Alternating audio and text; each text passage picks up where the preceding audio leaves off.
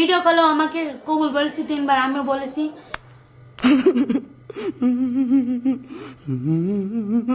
আমাদের টেক্সটে কবুল বলা হয়েছে, সেগুলোর স্ক্রিনশট আছে। আপনার বাসায় নিয়ে চলেন তাহলে। বাসা তো আমাদেরও আছে 2টা, তাহলে তো আমার বাসায় নিয়ে যেতে পারতাম, কিন্তু আমি এখন এখানে কেন আসছি? এটা হাসপাতাল। মানুষের বিবেক দেখে অবাক হয়ে গেলাম। যেখানে আমরা চিকিৎসা নিতে যাই সেখানেই দেখুন পরকীয়া প্রেম শুরু করে দিছে। হসপিটালে গেছিল এই মেয়েটি আর এই ছেলে। এই ছেলে মেয়ে তারা হসপিটালে গিয়ে দেখুন তারা অনৈতিক কাজ করতে নিছিল। এখানে মানুষ ট্রিটমেন্ট নিতে আসে।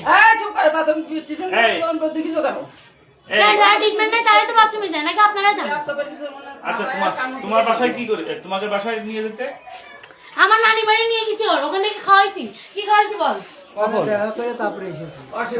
আমরা আসলে অনেক ক্লোজ ফ্রেন্ড, মানে বেস্ট ফ্রেন্ড, এই জন্য আমরা একসাথে আসিছি।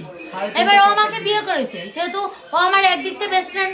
আমরা যেহেতু সমবয়সী, বয়সের পার্থক্য তো বেশি না। ওর হচ্ছে গিয়ে 20 আর আমার হচ্ছে 18। কয় বছর ডিফারেন্স? 2 বছর। বিয়েটা কি মুখে মুখে হয়েছে? বিয়ে কি মুখে মুখে ছাড়া কি হাত পা দিয়ে করে?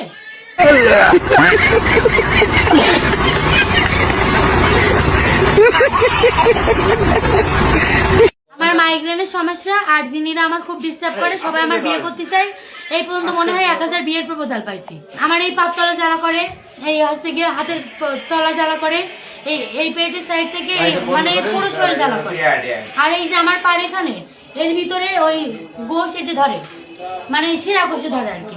অর্ধেক রাত্রে উঠে ছটফট করে কান্না করি। ইভেন প্রতিদিন আমি কান্না করি। আমাদের বাসায় এত পরিমাণ ঝামেলা আছে যে আমার আব্বু আম্মুর একদম আল্লাহর কিরে করে তেজ করে দিয়ে ওই বাড়ি থেকে চলে এসেছি। তাহলে এখানে তাদের ডাকার কোনো মানে? আচ্ছা, আপনার নাম কি?